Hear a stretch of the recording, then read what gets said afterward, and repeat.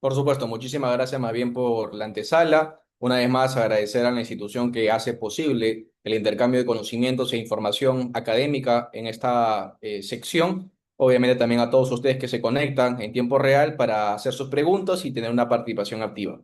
El día de hoy vamos a abordar la etapa intermedia y el control y acusación como parte integrante de esta primera parte. No sin antes mencionarles que a mi juicio, sin perjuicio de que el Código Procesal Penal establece que la etapa de juicio oral es la etapa estelar, le hace la etapa más importante del proceso penal, para quienes litigamos, y creo que coincidiremos acá en este asunto, en este punto, considero más bien, a mi juicio, que la etapa intermedia realmente es donde se puede evaluar las destrezas académicas, eventualmente dogmáticas y jurisprudenciales que ponen, obviamente, en debate realmente el calibre de los litigantes, le hace fiscalía, le hace abogados, para convencer a quien está encargado de resolver la controversia, que es el juez de investigación preparatoria. Ese es mi criterio y vamos a desarrollarlo justamente a propósito de la presente sesión. Voy a para ello compartir un PPT que he podido elaborar para la presente ocasión. Quisiera, por favor, me confirmen en breve si es que se logra visualizar de manera completa. Un momento, por favor. Ya. Ahora sí me confirman si es que se logra visualizar, por favor.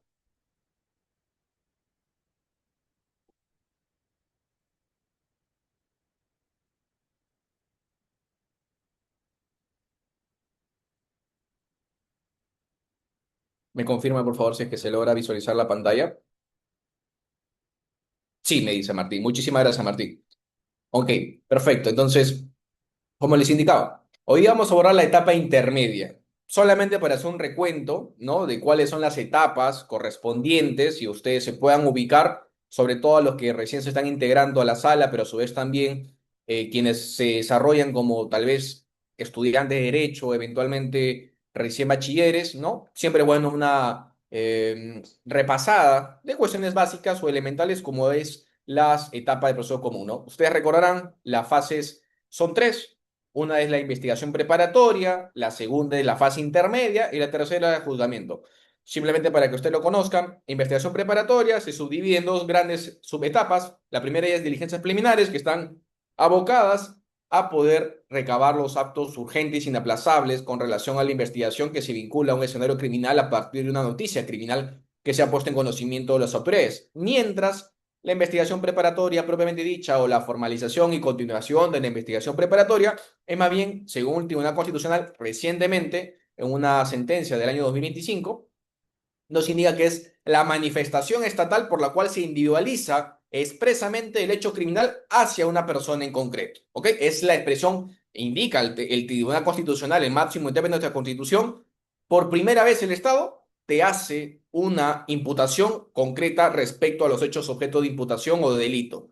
Lógicamente, discrepamos con ese pronunciamiento del Tribunal Constitucional. Considero que, como lo dicen los tratados internacionales y las cortes que lo integran, es desde la denuncia en la cual ya tú tienes que saber los cargos, objeto de imputación y evidentemente, ¿para qué? Para que te puedas tú defender de manera efectiva o eficaz. Si recién te voy a dar la oportunidad de tener esta ocasión de defensa idónea desde la investigación preparatoria en su etapa de formalización y continuación de la investigación preparatoria, consideraría que te han dejado en indefensión toda la subetapa anterior y que lamentablemente en muchos casos, sobre todo simples, no complejos, es un 95% de las investigaciones que te puedan luego perjudicar a futuro. Con lo cual, discrepo muy respetuosamente del Tribunal Constitucional en ese apartado, sin perjuicio, obviamente, de darle cierto comportamiento, cierta comprensión en casos tal vez vinculados al crimen organizado, eventualmente en casos complejos como lavativos, pero en casos comunes, que evidentemente es la regla, como lo estamos viendo en pantalla, sí considero que esta naturaleza de recién tener la oportunidad de defenderte, porque recién el Estado te está dando la formalización correspondiente en tu imputación, considero que eso no es tan exacto del punto de vista académico y sobre todo desde un punto de vista garantista en función al Código Procesal Penal vigente. ¿Ok? La fase intermedia, para que ustedes puedan también conocer, inicia desde cuándo. Desde que la Fiscalía, el Ministerio Público, más bien hace referencia a que ha finalizado su investigación preparatoria. ¿Por qué? Porque, claro, la finalidad o el objeto de la investigación preparatoria es poder delimitar si tú tienes o no los elementos probatorios que te vinculan a un escenario criminal de manera particular. Y si yo ya acabé mi investigación, tengo que tener un pronunciamiento. ¿Cuáles son esos dos escenarios? Lo vamos a estudiar más adelante.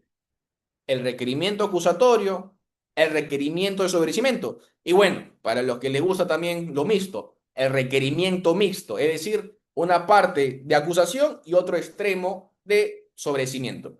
Pero eso no es que con ello inicie la etapa intermedia, ¿no? En realidad, como ya lo habíamos indicado hace unos instantes, inicia cuando la fiscalía decide acabar su investigación. ¿Y por qué es importante esto, doctor? Me preguntarán. Claro, si yo me quiero constituir, por ejemplo, en actor civil, no podré hacerlo si ya me notificaron, por ejemplo, la finalización de la investigación, porque justamente el Código Procesal Penal establece ítems procesales concretos y límites para efectos de llevar a cabo la acción concreta. En este caso en particular, si yo deseo constituirme en actor civil, yo sé o debería saber que tengo hasta antes de que se pueda finalizar la investigación. Si es que no lo he hecho hasta ese entonces, simplemente habré perdido la oportunidad, la ocasión de, en este caso, constituirme como actor civil y reclamar como tal los daños y perjuicios correspondientes materia de subyúdice. ¿Ok?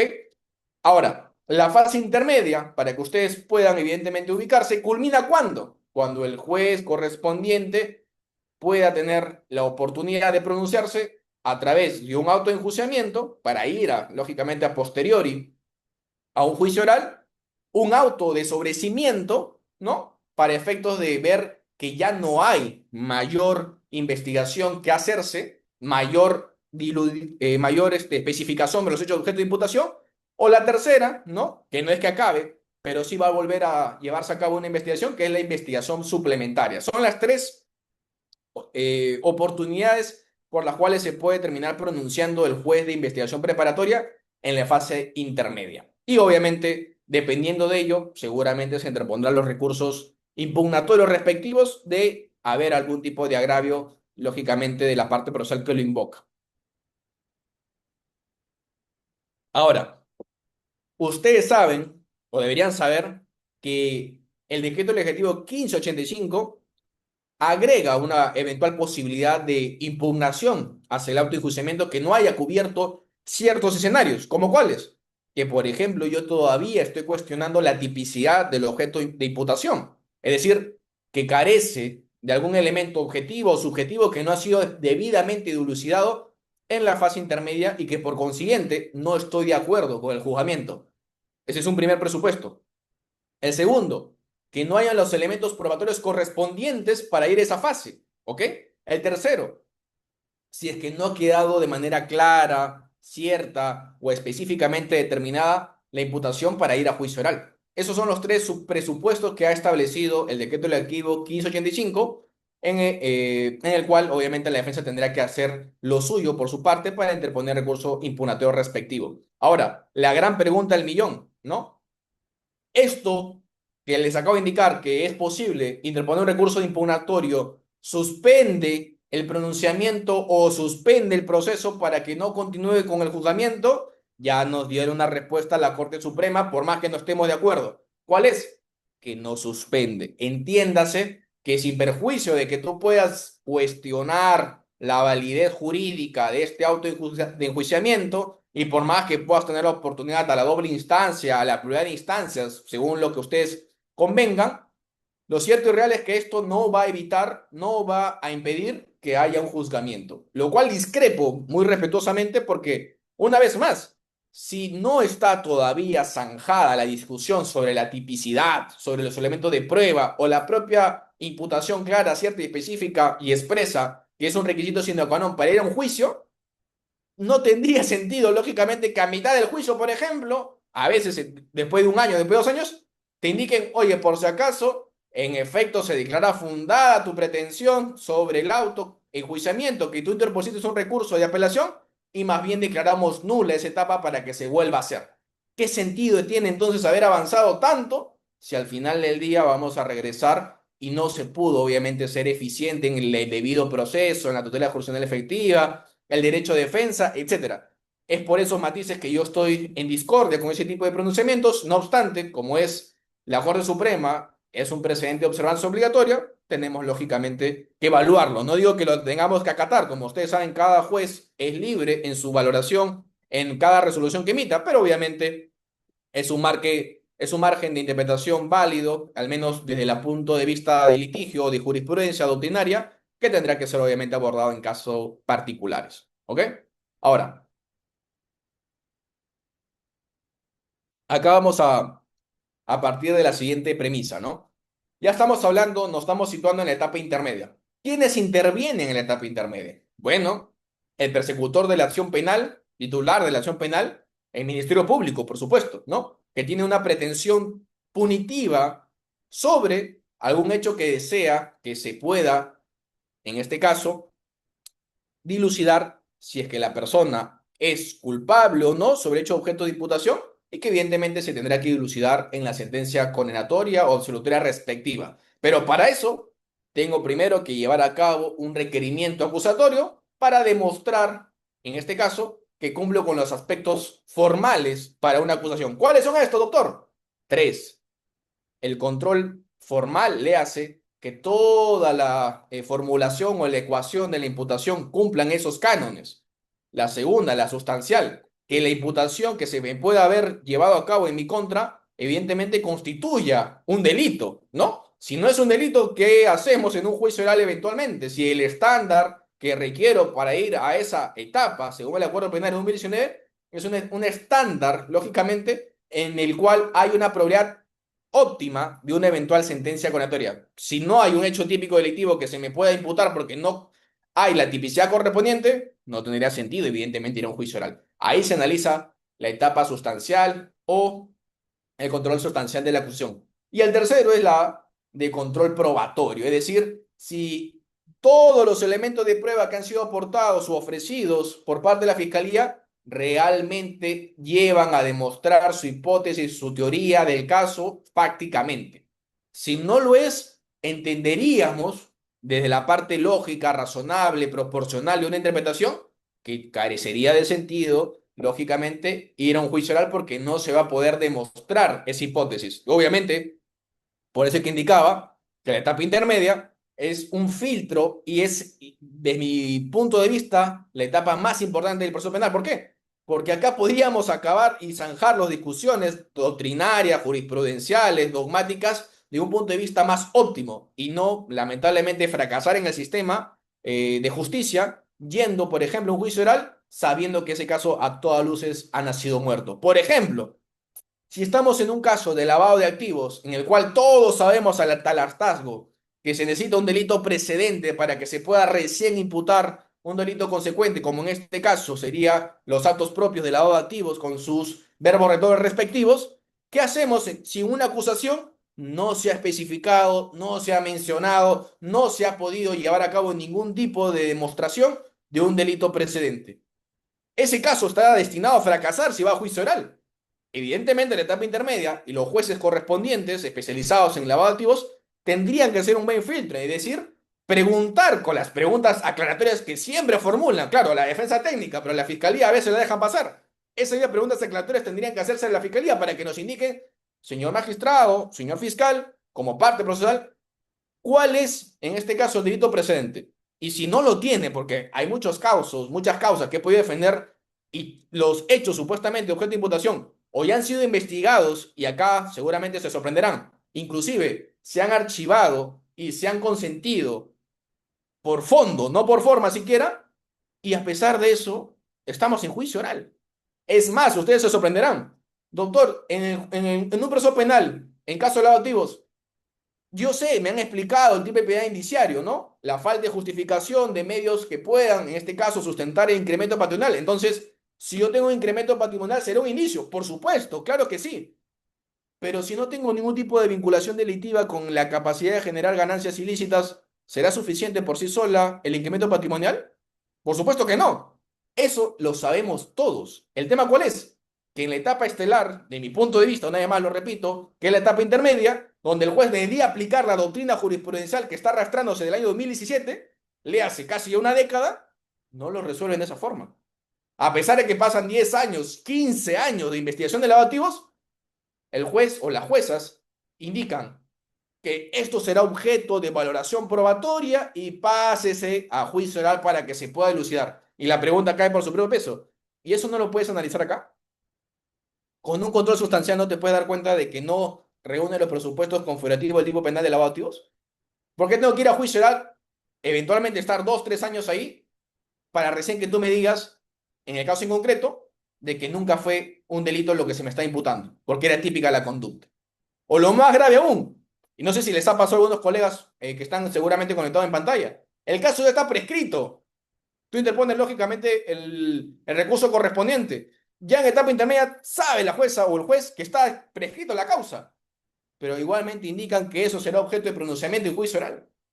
¿Qué sentido tiene que ir a juicio oral si es que ya está la causa prescrita? Y no sé si también acá le habrá pasado. En juicio oral, a los alegatos correspondientes, ¿no? Que es la última fase en la que tú puedes agotar como defensa, al menos para que se den cuenta que le están haciendo un perjuicio ni siquiera a tu cliente, ni siquiera a tu persona, sino más bien al Estado, que somos todos nosotros. Porque como ustedes saben, estar en una audiencia de juicio oral o una audiencia de etapa intermedia tiene un costo, tiene un valor, porque tiene que pagar a la Procuraduría, se tiene que pagar a los jueces, a los especialistas, a los asistentes, etcétera. Y si eso lo sabemos todos, ¿por qué sabiendo que en los alegatos el abogado formula que hay una prescripción de la acción y es más, lo saben, lo conocen y lo reconocen, en este caso los jueces, igualmente te indican que van a resolver al último si no tienen ni mayor utilidad al respecto? Lo mismo que les comento que pasa a veces en juicio oral, también pasa en etapa intermedia. Y lo grave es que, lógicamente, la etapa intermedia está abocada para que solamente los casos que se puedan sancionar penalmente puedan ir a juicio oral. Se pierde la utilidad si es que no tenemos ese tipo de frenos o controles o filtros respectivos. ¿Ok? Ahora,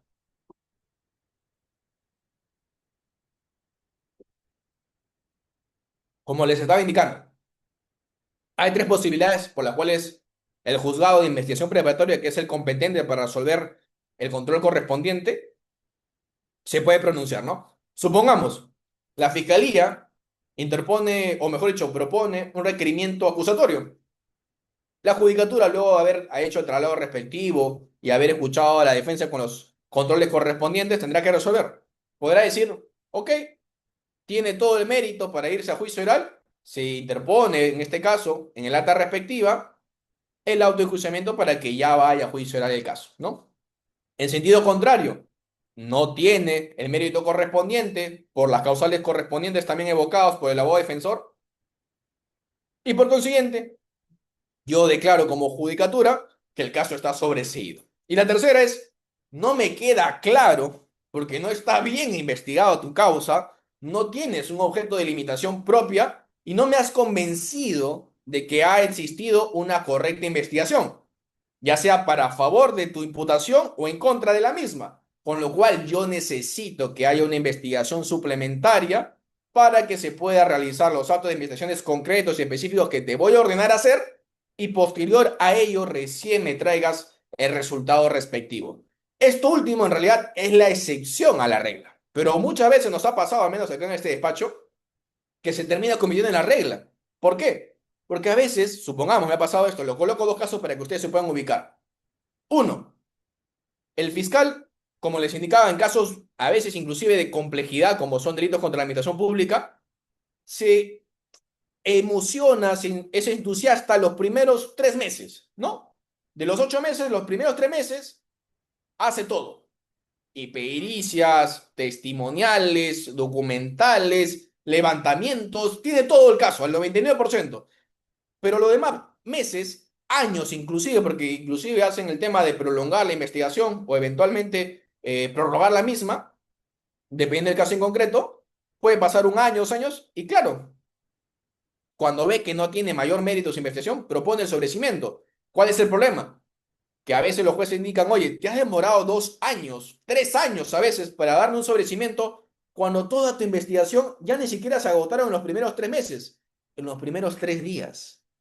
No me convence, por supuesto, que has tenido una debida investigación porque es poco probable creerte que luego de 2 años me traigas un sobrecimiento con las pruebas que has podido investigar solamente en el escaso tiempo de 3 días. Me ha pasado un primer supuesto en la cual se declaró, en este caso, una investigación suplementaria, que al final se revirtió porque, claro, no había más que investigarse porque ya no era oportuno. discrepamos con la judicatura en su oportunidad, pero finalmente se concedió el sobreseimiento luego de haberse agotado los actos de investigaciones que la judicatura había ordenado.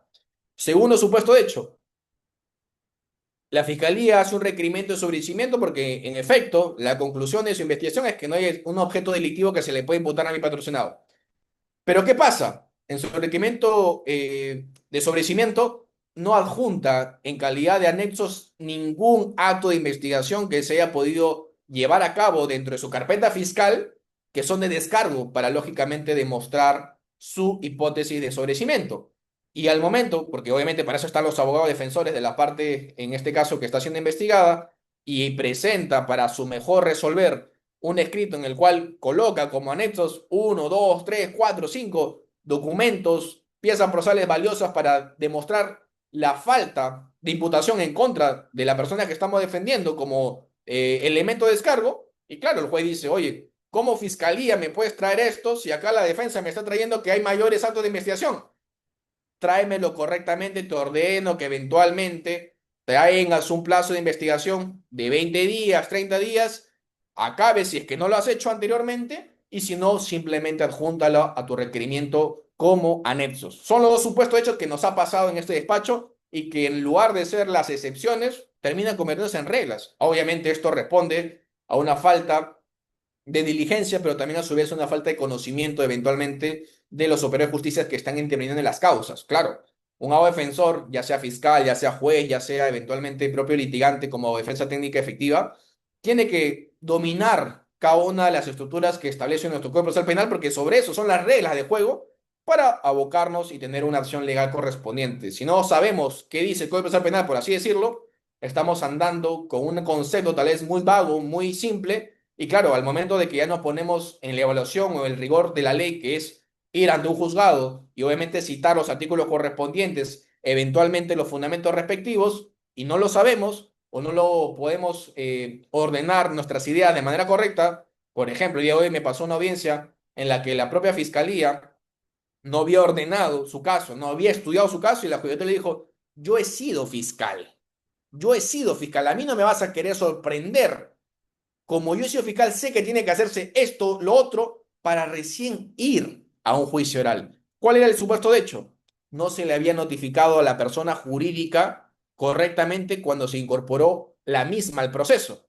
Y claro, lo que había reclamado en su oportunidad la defensa técnica era, ¿por qué todo lo posterior que has llevado a cabo como acto de investigación que me perjudica en mi calidad de defensa técnica de la persona jurídica va a tener una validez si nunca fuimos notificados válidamente? Es decir, nunca tuvimos un conocimiento. Y claro, la jueza dijo, en efecto, he advertido de que en autos no habrá notificación válida alguna. Y le pregunta a la fiscalía, ¿hiciste algún tipo de notificación bajo el vía edicto? ¿Hiciste algún tipo de emplazamiento? ¿Llevaste a cabo algún tipo de acta en el lugar de los hechos para evidenciar que no tiene un domicilio válido? ¿O no lo hiciste?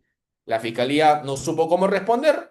Al final la jueza le respondió sólidamente, yo he sido fiscal y yo sé lo que tienes que necesitar para ir a un juicio oral previo filtro de etapa intermedia. No me vas a sorprender. Justamente como le digo, no les debe pasar ello. Si vamos a hacer una etapa intermedia, cualquiera fuese este supuesto, ya sea acusación, ya sea sobrecimiento, requerimiento mixto, si somos fiscales, lógicamente tenemos que estar a la altura para poder fundamentar cada uno de ellos, no por un simple capricho o por una mera corazonada de una opinión, sino más bien porque es un requisito sine qua non para un debido proceso.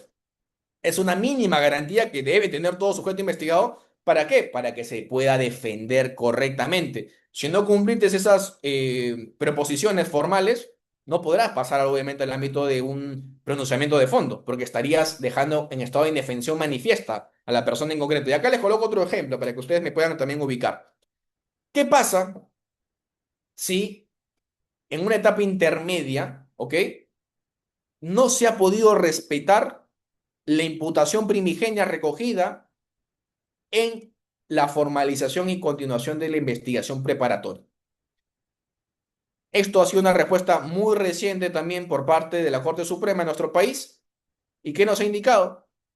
Que tiene que haber lo que siempre se ha exigido. Esto no es nuevo, esto es desde el año 2013, que ha habido pronunciamientos reiterados, pero bueno, a una que ha marcado en un caso emblemático, por así decirlo, que creo yo que ya dejó una vez más zanjada la discusión. ¿Qué nos ha indicado?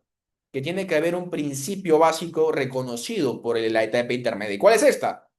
El principio de congruencia procesal. ¿Qué nos indica este principio? Que lo que yo he postulado en mi formalización y continuación de la investigación preparatoria como fiscalía, no es que no se pueda modificar, se puede hacer añadiduras, por supuesto que sí, pero que no varían el ámbito de imputación sustancial. ¿Por qué? Porque si yo incorporo nuevos hechos que no están recogidos en la formalización de la investigación preparatoria, evidentemente te estoy dejando en indefensión. ¿Por qué, doctor? Porque yo tengo algo en lo que se denomina como defensa el derecho a la prueba. Si yo sé que me investigan, podré tener la oportunidad de defenderme ofreciendo medios de prueba, de descargo.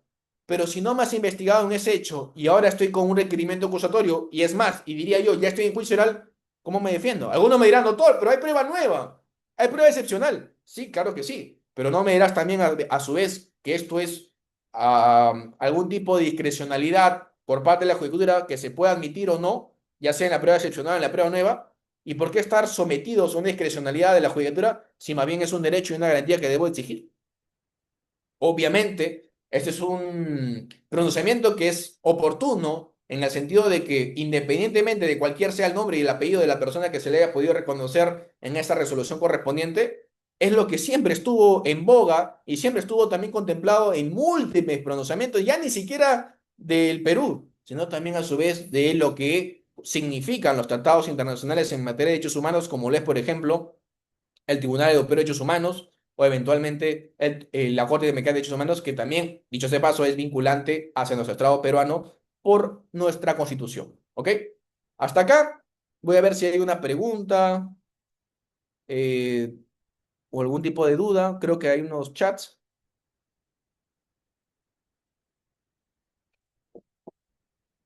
El doctor Reni nos dice, en efecto, tiene que ser en base a lo recogido en la investigación preliminar, en la acusación.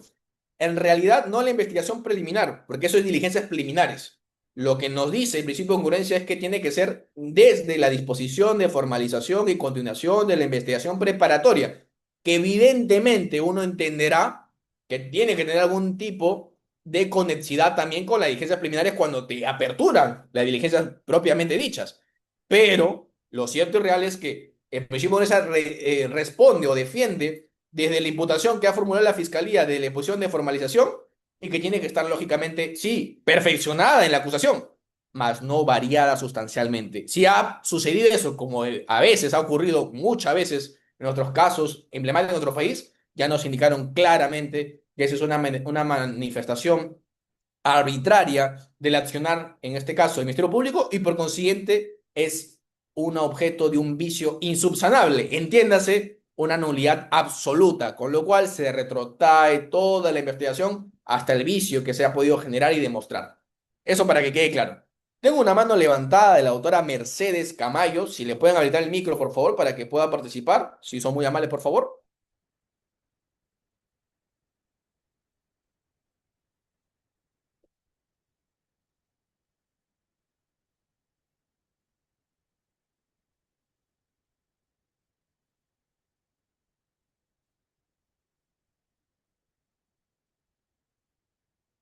Si le pueden habilitar, por favor, a la autora Mercedes Camayo. Está levantando la mano para que pueda hacer su pregunta o su interrogante, por favor.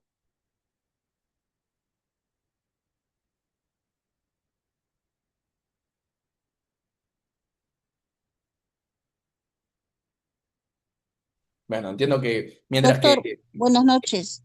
Gracias, Sí, Mercedes. Coméntame, por favor. doctor, sí, mira, he tenido un caso o tengo hasta la fecha un caso que es un caso de omisión a la asistencia familiar y que en los alimentos que la señora no, había consignado su dirección del demandado en su dirección de ella.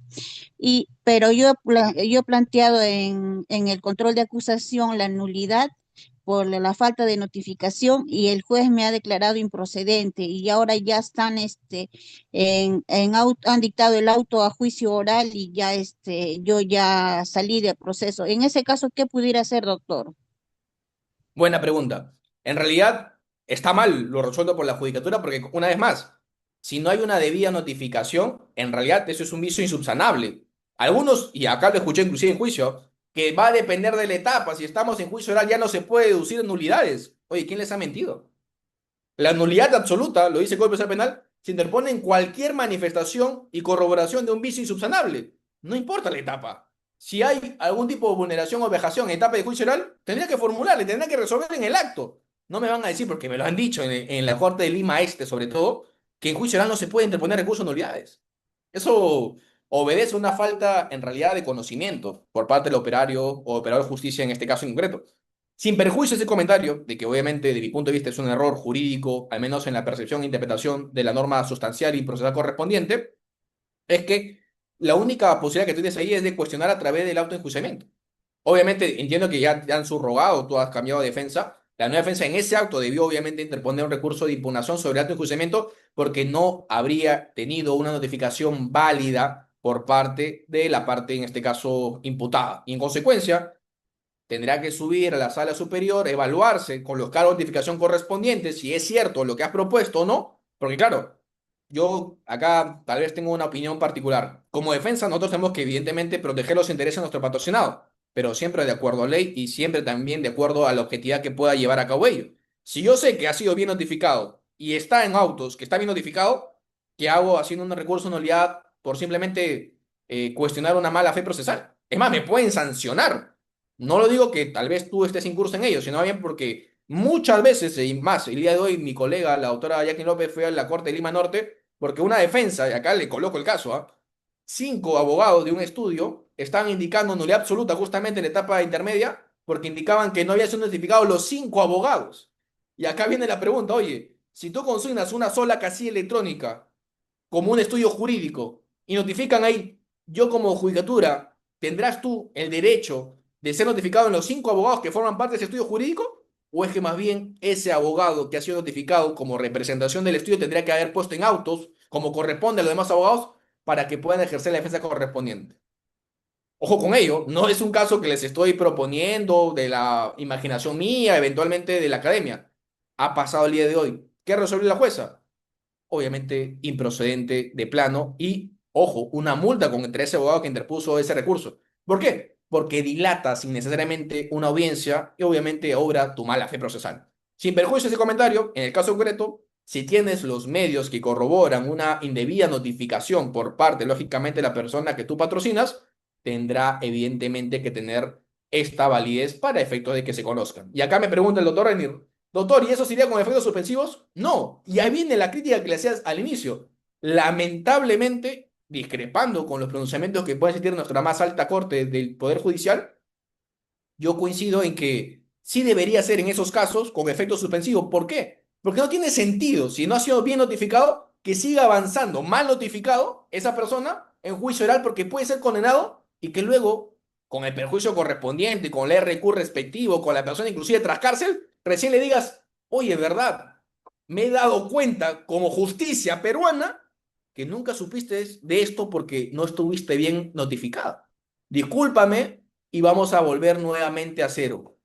Creo que no funciona de esa forma. Bueno, fuese que estuviéramos en Norteamérica, que ahí sí te puedan pagar 1 millón, 2 millones de dólares por ese error. En nuestro país no te van a dar ni un sol.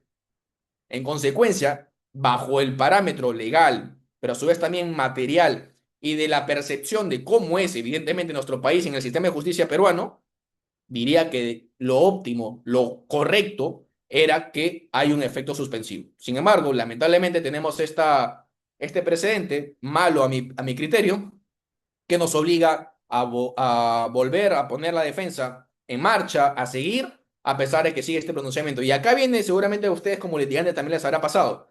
Lo que sucedía, por ejemplo, con la excepción de presencia de acción, ¿no? Ustedes interponían recursos de excepción presencia de acción en la etapa intermedia, se declaraba infundada, tú colocabas tu apelación, estabas a la espera de la misma, pero ya estaba culminando el juicio oral y no había un pronunciamiento. ¿Qué sucede en estos casos? Una vez más, es una mala práctica de nuestro sistema de justicia. ¿Por qué? Porque los jueces, al menos de la etapa intermedia, si es que no tienen un pronunciamiento antes, ¿no? Lógicamente, lo que van a hacer es, si nadie me pone en jaque, nadie me dice absolutamente nada, bueno, esperaré la sentencia. ¿Por qué? Porque hay algo que se denomina la sustracción de la causa o de la materia. Es decir, ya respondieron, ya te condenaron o ya te absolvieron, entonces yo no tengo que hacer mi trabajo, lo cual está mal. Porque una vez más, indico, la etapa intermedia es la parte más importante. Debería ser realmente un filtro para que no vayan todas las causas de juicio oral cuando saben que algunas de ellas están muertas. ¿Y por qué le digo? Hace poco lo dictaba también en el Ministerio Público una clase sobre lavado de activos.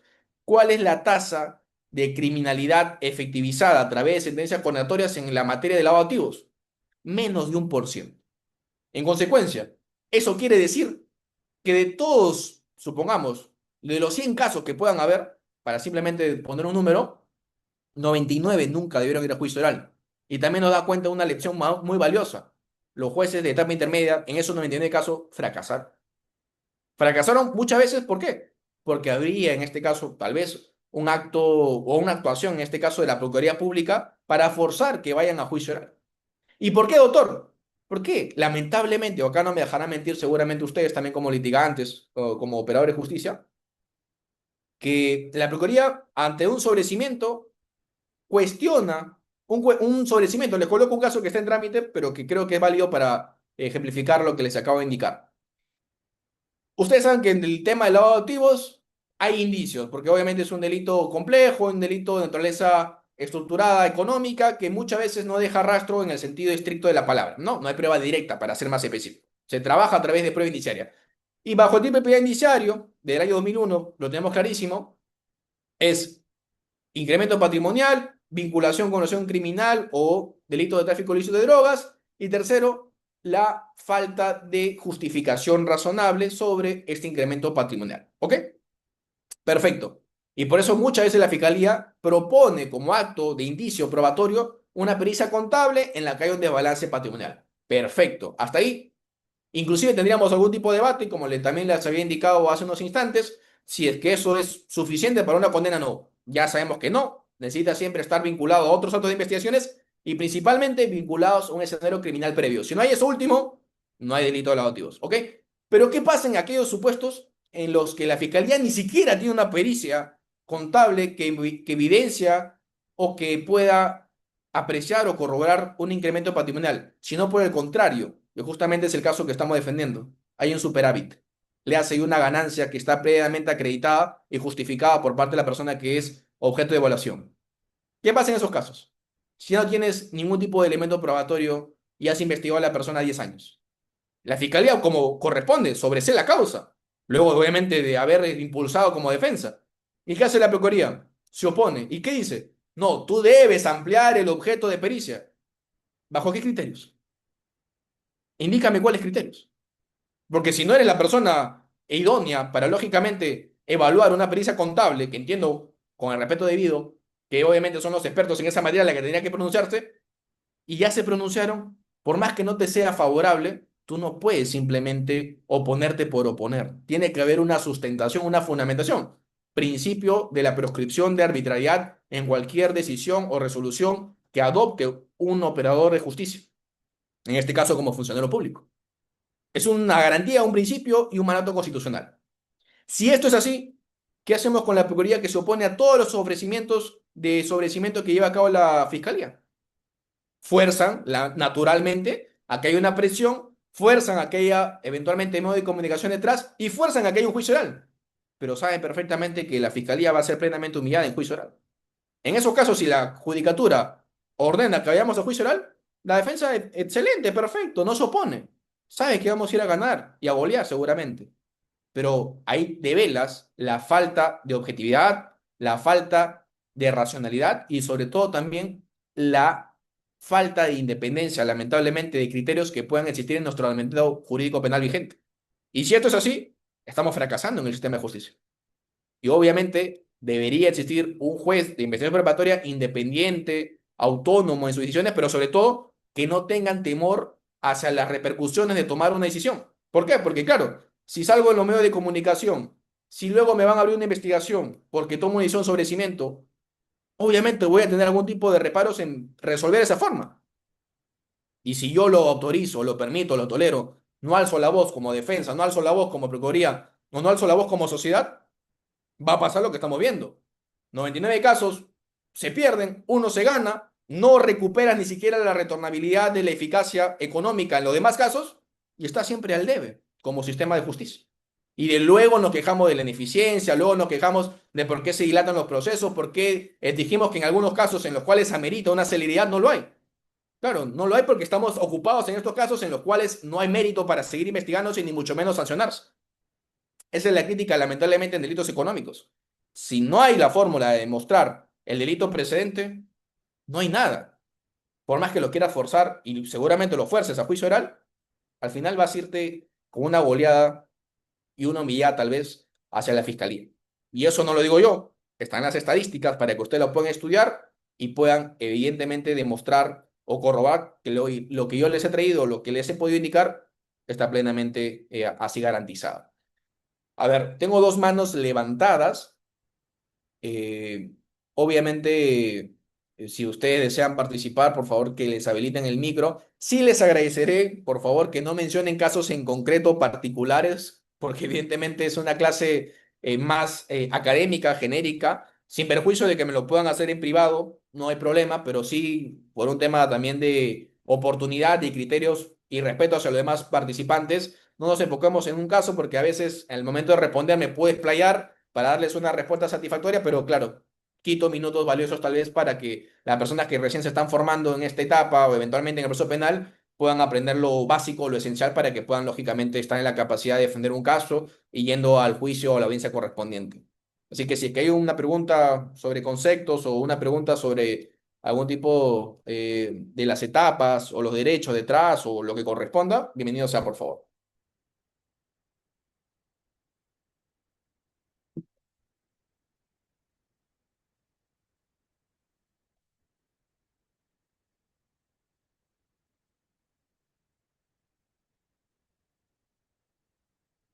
A ver si habilitan al micro al doctor Fernando Villagra, por favor.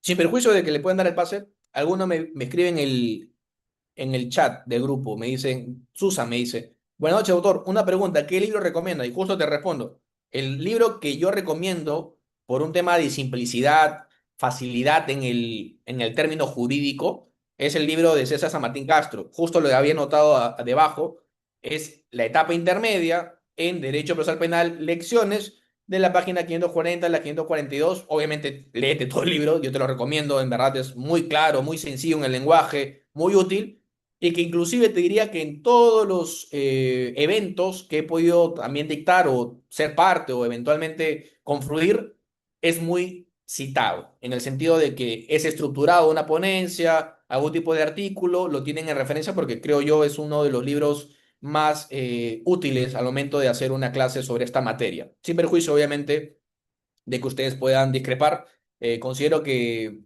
la persona en referencia tiene buenos libros. Discrepo, sí, de algunas fórmulas en las que ha podido resolver las causas en la etapa de magistrado en la Corte Suprema. Sin perjuicio de ello, ese es el libro que te podría recomendar para la lectura en la sesión del día de hoy.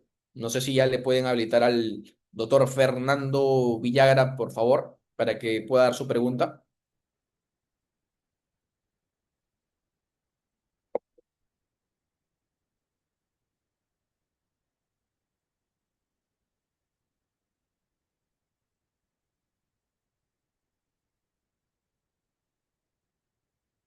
Bueno, continuaré hasta que puedan habilitarlo. Ok. Acá, como ustedes pueden ver, simplemente para refrescar tal vez, los fines de la fase intermedia, ¿cuáles son? Convalidar los actos de investigación con el propósito de que la persecución penal pase a su etapa final, y esto va a depender obviamente también del control probatorio respectivo. Si la defensa técnica discrepa de algunos elementos probatorios, obviamente tendrá que hacer las observaciones respectivas para que no puedan ser admitidas y tramitadas, evidentemente, en la etapa de juicio oral. ¿Por qué? Porque no es recomendable eventualmente para tu teoría del caso. Pero claro, tendrás que haber estudiado previamente el abogado. Me ha pasado, he visto en algunos casos complejos de corrupción de funcionarios públicos, colusión agravada, peculado doloso, en el que la fiscalía trae como 500 medios de prueba, como lógicamente fase probatoria. Y yo veo algunos abogados que no presentan ningún tipo de observación al respecto. Y me preocupa porque, claro, sé 500 medios probatorios, oye, alguno tendrá que ser sobreabundante. Alguno tendrá que inclusive ser repetitivo, alguno tendrá que ser inútil, alguno tendrá que ser impertinente. Pero si obviamente no observas, se parte de la premisa de que todo está correcto. Y bueno, fuese que ello sea así. Pero con una aprecia, evidentemente, la causa y ve que hay elementos probatorios que ni siquiera mencionan o individualizan a las personas investigadas, le hace documento número uno para todos. Oye, pero si la imputación del hecho número uno no encaja a mi persona, a mi patrocinado, ¿qué hago yo hoy si no tiene nada que ver con el asunto de la cuestión?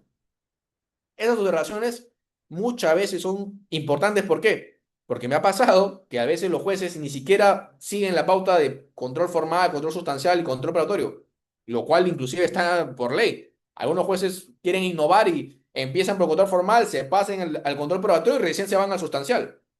Yo no sé, no soy quien para poder discrepar de las fórmulas que pueda tener cada juez. Sí, solo sí, me es favorable, por supuesto. Si no me es favorable, tendré los recursos correspondientes para impugnar, evidentemente.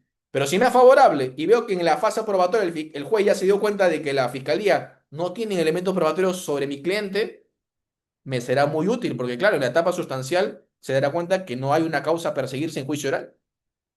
Pero tendré que yo proponer las observaciones correspondientes.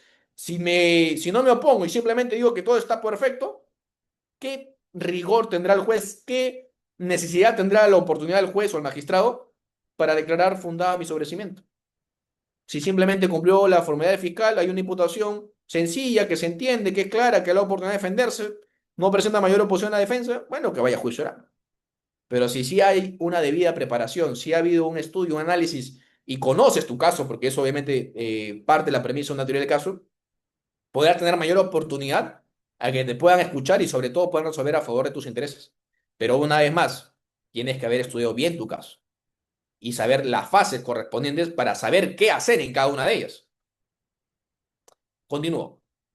La segunda finalidad de la fase intermedia es disponer el cese de la persecución penal por defectos probatorios o por no cumplirse con los niveles de imputación delictiva, que es básicamente cuando se hace ya un sobreseimiento, ¿no?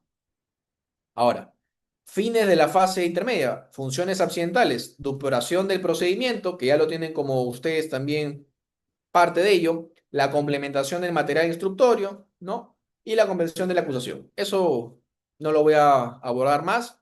Características para efectos de entender los elementos más sencillos. La competencia de quién es, del juez de investigación preparatoria. Rige el contradictorio, la igualdad de armas y oralidad, como todas las fases del proceso penal en realidad. No se actúan pruebas. Pero acá sí yo quiero dejar un comentario tal vez y seguramente proponer un debate, ¿no?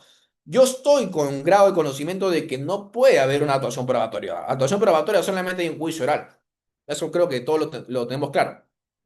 Pero si estamos en etapa intermedia y yo estoy discutiendo, por ejemplo, que mi patrocinado no ha participado del acuerdo colusorio porque supuestamente, según la tesis fiscalía, esto es porque ha firmado un documento y está la firma y letra de cuáles personas han supuestamente suscrito el contrato y esto es el pacto colusorio. Y le digo, doctora, disculpe, ¿en qué parte del documento está la firma y patrocinado? Si no está. Por consiguiente, si la propia hipótesis de la fiscalía es que todos quienes han suscrito el documento son los que han podido llevar a cabo la colusión agravada, en sentido opuesto, si no está en el documento, ¿qué grado de participación tendría? Sería nulo, por supuesto, cualquier tipo de actuación. Y si no hay actuación en un marco de imputación, ¿cuál sería la respuesta? Un sobrecimiento. Basta simplemente con revisar este documento, ¿cierto? ¿Y qué responden lamentablemente los jueces? No, doctor, eso ya es actuación probatoria. Usted tendrá que ir a juicio oral para ver si está en el documento o no la firma de su patrocinado. Y yo me pregunto, y también les hago a ustedes la misma interrogante, ¿realmente esto es así?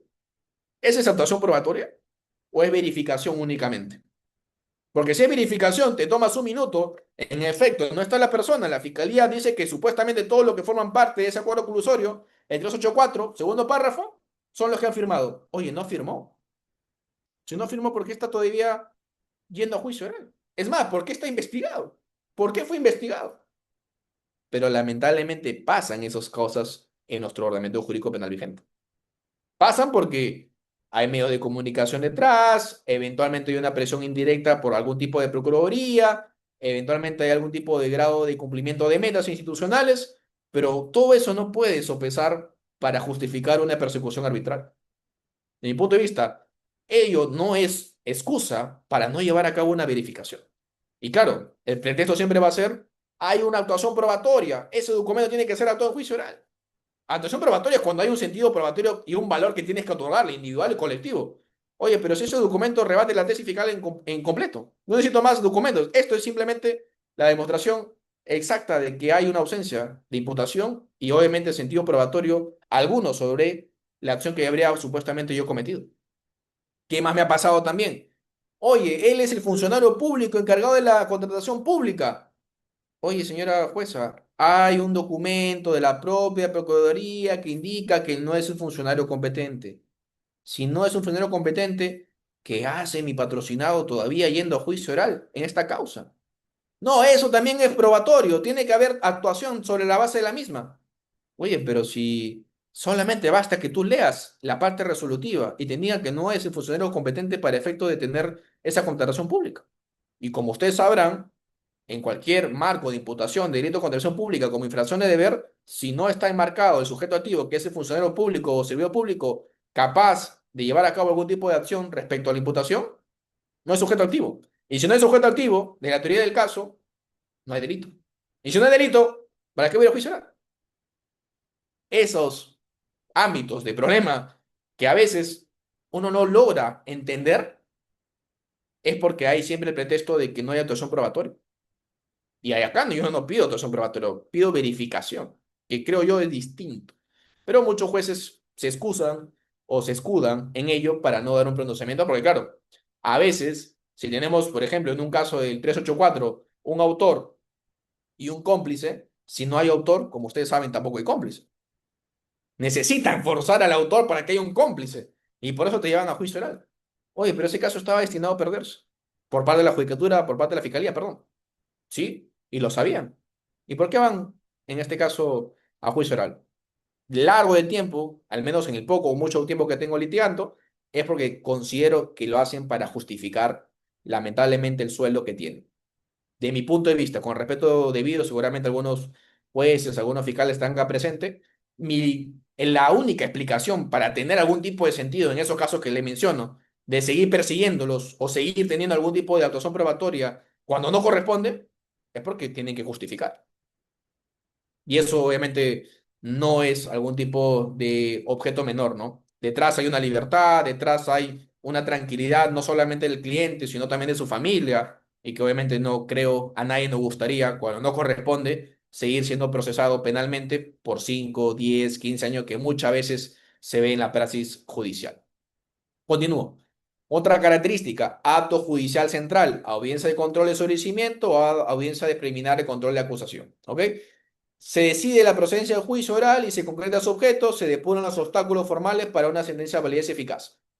Como les indicaba, si no hay, por ejemplo, un supuesto de una debida notificación o un debido emplazamiento, hay un obstáculo. No podremos ir a juicio oral. No podremos, obviamente, superar la etapa intermedia porque hay ese obstáculo. La etapa intermedia es para superar todo ello. Por eso, como le indicaba también el día de hoy, la jueza le indica a la fiscalía, oye, te faltó hacer esto. Si no está válidamente notificada la persona jurídica, no tiene sentido avanzar, porque luego, ya sea que la defensa técnica o mi propia persona o el propio juez, inclusive de juicio oral, advierte que ha habido una lesión a su derecho a la debida notificación y todo se vuelva a foja cero. Mejor ahora superamos estos obstáculos y recién iremos a juicio oral.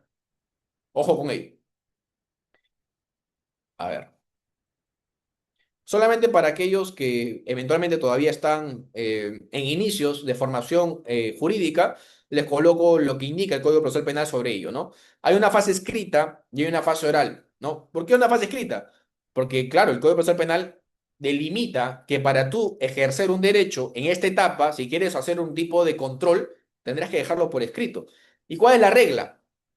Todo lo que yo vierta sobre el escrito de los controles respectivos serán lo que yo tengo que oralizar. Claro, no en los mismos términos. Yo no le voy a pedir que lean el escrito, eso no tendría sentido la fase oral. Por más que a veces, muchas veces, lamentablemente, la fiscalía lo que hace es leer el requerimiento acusatorio de manera integral, cuando en realidad lo que debería hacer es contener de manera clara, breve y resumida cuál es el objeto de imputación para entender todos por qué lógicamente está persiguiendo la causa. Pero si voy a leer todo, es prácticamente yo en esa oportunidad ponerme a leer o revisar el documento. No tengo necesidad de oralizarlo. La oralización significa más bien lo contrario, dejar la parte escrita de un lado, que obviamente ya se ha cumplido, ya se ha vertido en las plataformas, en el sínodo respectivo, en el expediente obviamente correspondiente, y luego de eso yo hacer un resumen. ¿Por qué? Porque si ustedes han visto casos complejos, me darán la razón acá, que a veces son tomos tras tomos, obviamente, de la acusación. ¿Y por qué ese problema? Porque si yo me voy a pasar leyendo eso, tal vez no me demore una audiencia, me demore unas 5 o 6 sesiones de audiencia o sesiones de audiencia. Y claro, ¿eso qué va a ocasionar? Que pierda la concentración, no solamente el abogado defensor de la parte contraria, sino muy probablemente el propio juez. Y si yo soy fiscalía, ¿no? En teoría, debería estar abocado a ser más eficiente en el lenguaje. ¿Para qué? Para que el juez me preste atención sobre el principio de inmediación y pueda resolver a favor de mi pretensión. Lo mismo que va a hacer la defensa.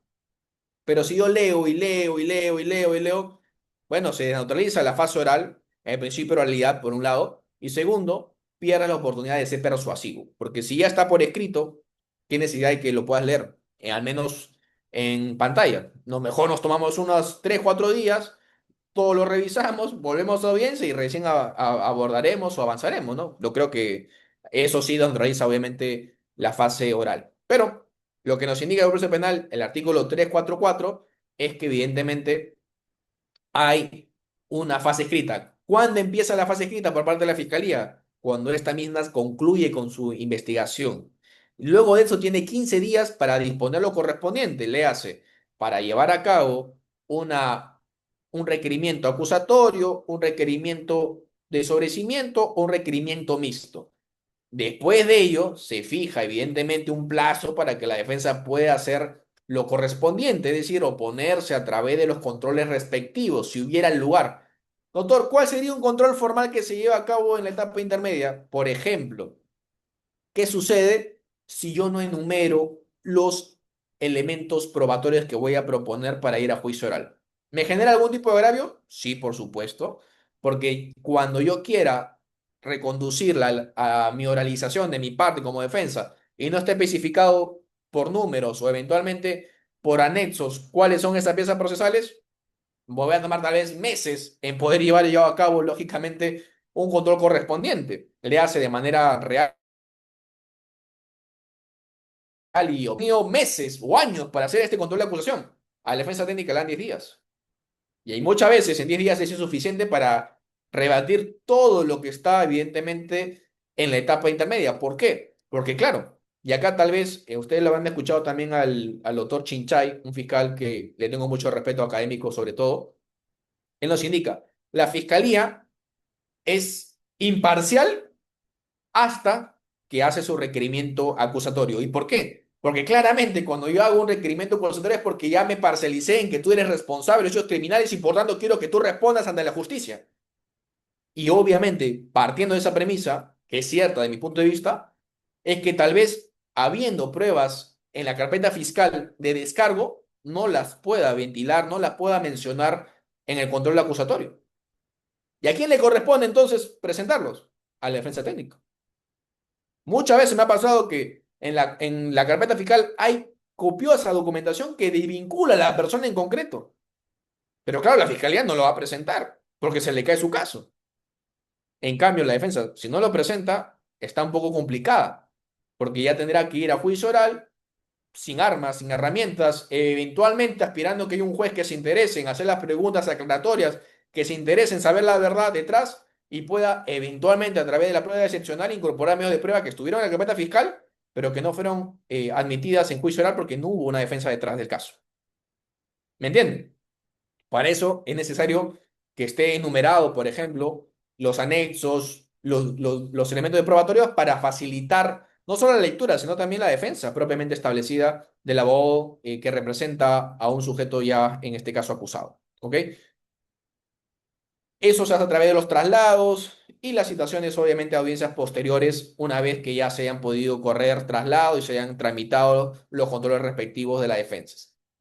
Una vez que culmina ello, se apertura la fase oral, es decir, cuando ya hay una convocatoria, una audiencia de control, ya sea acusatorio, ya sea de sobrecimiento, ya sea mixto, para decir lo correspondiente. Algunos me dicen, doctor, pero si ya tiene un sobrecimiento, ¿para qué el abogado está presente? ¿Por qué? Les explico. Muchas veces la fiscalía comete el error de confiarse y tener solamente una causal invocada para efectos de llevar a cabo la etapa intermedia en su subvertiente de un requerimiento de sobrecimiento. ¿Y por qué la defensa técnica tendría que estar ahí? No solamente para soportar ese argumento, sino tal vez para complementarlo con otras causales que no ha invocado la fiscalía, la judicatura, pero que son igualmente válidas o mayor aún. Para eso está la defensa técnica. Porque si solamente me voy a confiar en lo que la fiscalía vaya, ¿para qué estoy yo presente? Para simplemente vernos la cara, estar con la pantalla prendida, escuchar lo que dice el fiscal, escuchar al juez y decir, ok, me llano todo lo que indico. No funciona así. Una defensa activa tendría que ver si la proposición de la fiscalía en sobrecimiento es correcto por sí solo o necesita complementarse con otras causales que no ha invocado, pero que sí son plenamente válidas. Eso es una defensa, para que tengamos un resultado más garantizado. Porque claro, ir con un sobrecimiento de la fiscalía, de mi punto de vista, es como un 70% de oportunidades para que te declaren fundado la misma y entiéndase, se pueda lógicamente cerrar la investigación, cerrar el caso a favor de tu cliente. Pero si tú, sabiendo, para eso tienes que estudiar el caso, que hay dos causales más o una causal más y no la has propuesto, es un error grave, porque tal vez la fiscalía declara infundado por esa primera causal, pero la segunda que tú tenías o la tercera, obviamente tenías mayores opciones. Pasa de un 70% tal vez a un 99% de posibilidades de que se pueda sobreseer la causa. Es distinto, por supuesto. Eso se le denomina una defensa técnica efectiva y eficaz. No me confío únicamente en lo que diga la fiscalía, porque eso, claro, es un primer logro, por supuesto. Lo más difícil es convencer a la fiscalía que pueda llevar a cabo un sobrecimiento. Ese es el primer escalón. Ahora, el segundo escalón y el más importante en realidad es convencer al juez. Y si yo sé que ese primer argumento por sí solo puede complementarse y no lo hago, ya ahí estoy en falta como defensa. ¿Me entienden? Continuamos. Simplemente para que ustedes puedan tener la gráfica y tener más explicado seguramente en pantalla lo que les acabo de indicar, ¿no? Etapa intermedia, requerimiento fiscal de sobrecimiento, de acusación, ¿no? Entiéndase que también hay una etapa de control mixto o requerimiento mixto. Luego de eso hay una vez se controla el requerimiento fiscal de sobrecimiento. Cuando el JIP, el juzgado de investigación preparatoria, no considera fundado el sobrecimiento, eleva al superior jerárquico para que ratifique o rectifique el pedido de la Fiscalía Provincial y luego de eso ya se puede emitir un auto de sobrecimiento. En sentido contrario, cuando es una acusación, hay una audiencia preliminar de control de acusación. Posterior a ello, hay un control de enjuiciamiento. Luego hay un juez penal de unipersonal o colegiado que te invita, obviamente, a través de un auto de citación a juicio oral para que puedas ya defender culpabilidad o inocencia en esa etapa. Ahora, acá es lo que ya les había señalado, solamente para que tal vez tomen anotación o apuntes respecto a ello. El plazo son de 10 días para formular los controles respectivos, ya sea formal, sustancial o probatorio. Algunos me dirán, doctor, pero hay algunos casos que es prácticamente imposible llevar a cabo esa defensa en 10 días. En efecto, por supuesto que sí. Y por eso, oportunamente, tienes que presentar tu solicitud de ampliación de plazo sobre esos 10 días, bajo criterios de proporcionalidad, racionalidad. Y eso normalmente lo suelen admitir. Ahora, ¿cuál es el problema? Que si te confías únicamente en que te van a dar por positivo y al día 9 te responden y te dicen que no, creo que estás bastante frito, ¿no? La idea es que tú puedas, sin perjuicio de haber hecho esa solicitud, avanzar lo que puedas, hasta donde puedas, para que no te confíes en ese resultado si es que es negativo para que te pueda perjudicar. Sino más bien, si es que es favorable, puedas perfeccionar el trabajo que has llevado a cabo, para que lógicamente tenga un mejor resultado tu defensa. Yo no comparto el hecho de jugar al límite, ¿no? He visto algunas publicaciones de algunos abogados que juegan al límite con la presentación, por ejemplo, requerimientos acusatorios, perdón, los controles de acusación correspondientes, ¿no? Yo sé que el abogado tiene hasta las 11:59 para presentar algún tipo de escrito en el SINOE, todos lo sabemos. Ahora, el tema es, ¿eso es diligente? Sinceramente, ¿no? Eso es diligente. Si tanto le recriminamos a la fiscalía que a última hora pide la prisión preventiva y que estamos vulnerando el derecho a plazo razonable, dio proceso a la libertad de mi patrocinado porque se ha presentado a última hora, el caso Betty Chávez, por ejemplo. Oye, ¿por qué como defensa cuando te dan el control de la acusación correspondiente y te dan 10 días máximo? Tú, sabiendo que vence hoy día, supongamos 20 de marzo a las 12, a las 11:59 con 50 segundos, lo estás presentando. ¿Es una defensa adecuada? De mi punto de vista, no. De mi punto de vista, por lo menos, tiene que haber un día, por lo menos, de antes que vence el plazo, para que no haya inconveniente alguno. ¿Por qué? Porque detrás de esa defensa hay una persona, hay una familia que ha confiado en tu persona, obviamente, en tu trabajo, en tu equipo, para que puedas salvaguardar sus intereses y sus derechos.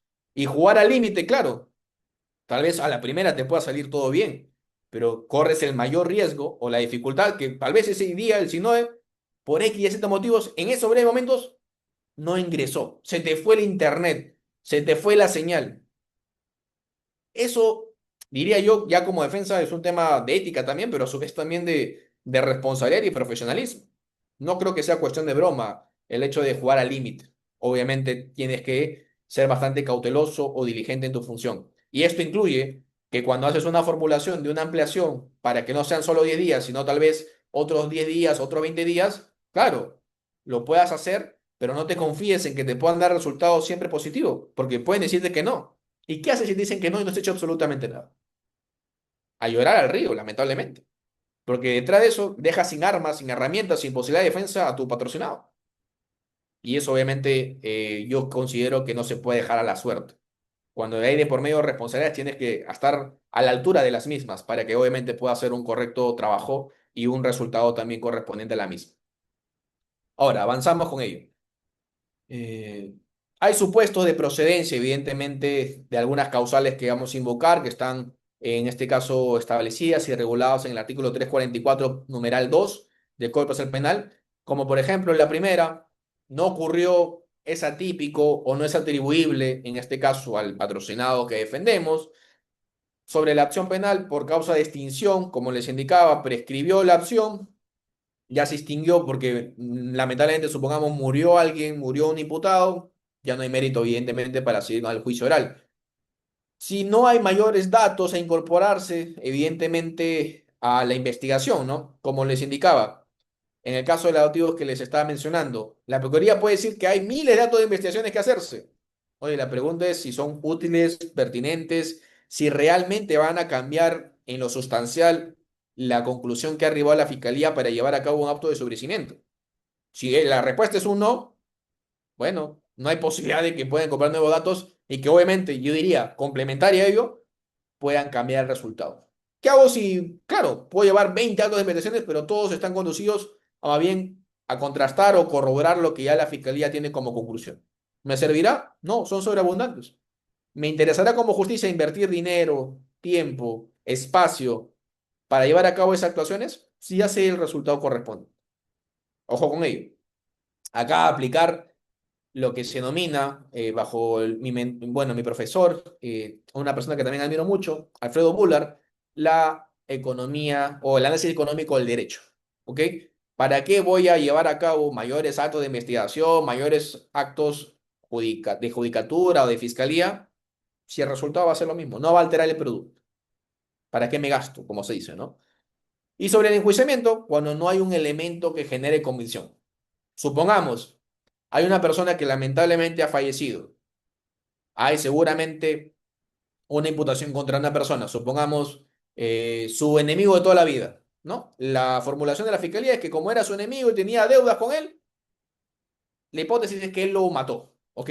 Oye, pero ¿qué tienes de pruebas o elementos que me puedan generar una comisión respecto a ello? No, simplemente la declaración de su pareja sentimental que indicaba que él sí, pues, tenía una rencilla con él y lo más probable es que haya podido ser el que le haya finalizado la vida. Oye, pero ¿qué más tienes? No, la verdad es que no tengo nada más. Entonces, ¿podríamos ir a juicio oral con ello? Ojo, lo que les digo ni siquiera es, como les digo una vez más, inventado o de mi imaginación. Lo que les digo son casos que he podido conocer de manera directa o de manera indirecta. Y por más que parezcan burlescas a veces, es lo que pasa. Por ejemplo, en delitos de clandestinidad, uno de ellos, los tocamientos indebidos, por ejemplo. ¿Qué pasa si hay una pericia psicológica de la víctima, no supuestamente víctima, que aparece que no tiene afectación psicológica? ¿Qué pasa si el informe psicológico de la persona imputada aparece que no tiene un tipo de rasgo, patologías o afectaciones psicológicas de índole o de carácter sexual? ¿Qué pasa si no hay testigos? ¿Qué pasa si no hay cámaras? ¿Qué pasa si hay contradicciones? no es respuesta obvia, según los cánones interpretativos del Acuerdo Penal de 2005, que ese caso no debería ir a juicio oral? ¿Por qué nos hacemos tantos problemas a veces en ese tipo de discusiones? Lamentablemente, cuando no hay un mérito o no hay una buena investigación, no es atribuible a la defensa ni tampoco al sujeto investigado. Es en realidad reprochable a la fiscalía. La fiscalía tiene la carga probatoria incriminatoria que tiene que cumplir. Y si no lo ha hecho porque se ha confiado, porque ojo, hay pronunciamientos de la Corte Suprema que indican que a veces solamente la coherencia interna del relato de la persona que es la supuestamente víctima es capaz de generar una sentencia condenatoria. Y yo me pregunto, oye, ¿y eso de dónde lo ha sacado? Si todos tenemos claro, más de 2 décadas, de que la sola palabra de la víctima no es suficiente para una condena. ¿Y por qué en casos, en Cusco, por ejemplo, hay personas condenadas con la sola declaración de la persona que es la denunciante, que obviamente es la víctima, o la presunta víctima? Esos casos son bastante peliagudos y conflictuados, porque claro, no sabemos cómo es que teórica, dogmáticamente, jurisprudencialmente, convencionalmente se puede justificar ese tipo de sentencias. Pero en nuestro país hay. Ojo con ello, porque ahí obviamente la etapa ya de juicio, etapa intermedia, en realidad todo el proceso, en esos casos, fracasaron. Lamentablemente, ¿no? Por más que yo considere de que toda persona tiene que ser responsable de los hechos, evidentemente tienen que estar plenamente demostrados. Si no, en el ánimo de hacer justicia, cometes injusticia y termina siendo igualmente de ruin o de arbitrario en la forma de proceder. Eso es al menos mi punto de vista como persona, ni siquiera como abogado. Considero que eso es en realidad lo justo. ¿Ok? Continúo.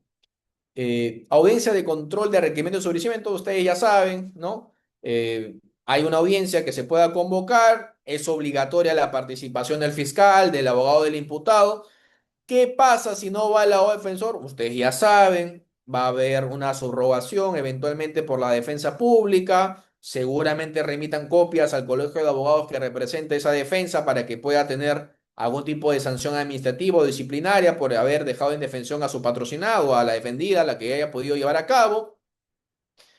¿Qué pasa si en etapa intermedia el juez cede las palabras y no está bien preparado?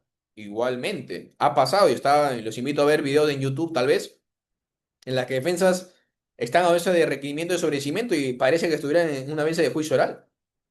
Si la judicatura advierte que hay una incapacidad, una solvencia en el lenguaje, pero a su vez también en la comprensión de la etapa que nos encontramos, perfectamente puede subrogar la defensa, porque tiene que garantizarse la equidad, lógicamente, y la igualdad de armas en un proceso penal. ¿Ok?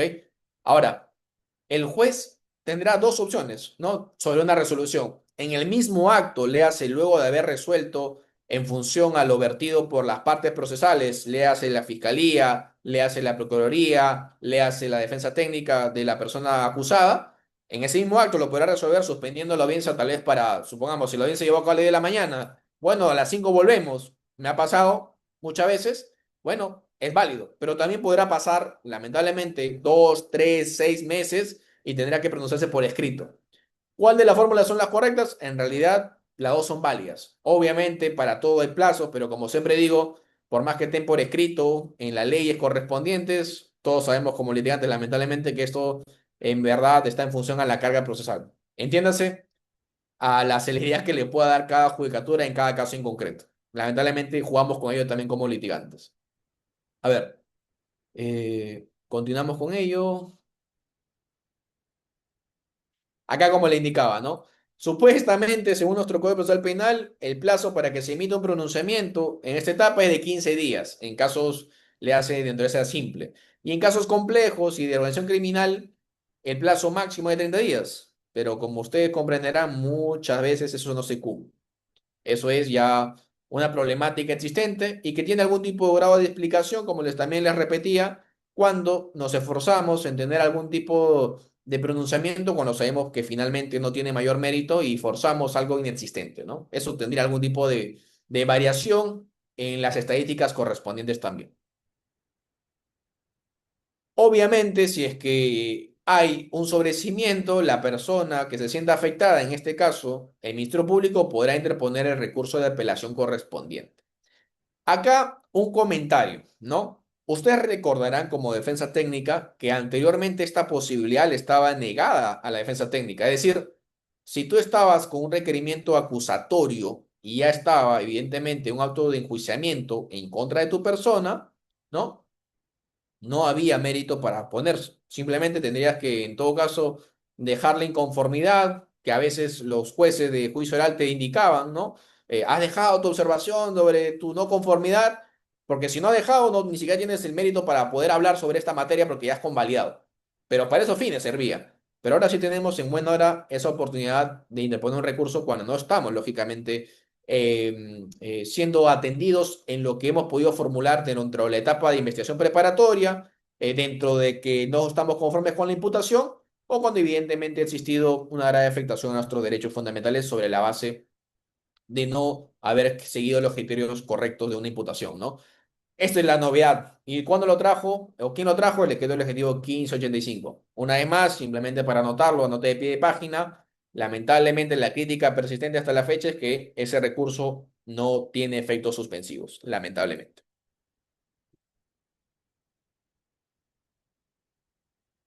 Mira, acá me viene una pregunta de la doctora Yekini VIP o VP. Me dice, doctor, buenas noches. ¿Qué se puede hacer si una fiscalía presenta un requerimiento de sobreseimiento porque el hecho no es típico? Y entre sus argumentos pone otras cosas, pero no fundamenta por qué no es típico. Eso es lo que les indicaba también. Muchas veces le va a pasar. La fiscalía suele tener tiempos excesivos para efecto de un pronunciamiento y cuando ya se les vence hasta el hartazgo, tiene que emitir el pronunciamiento respectivo, ¿no? Y en este caso, si es sobrecimiento, tiene que invocarla de manera correcta las causales. ¿Qué sucede?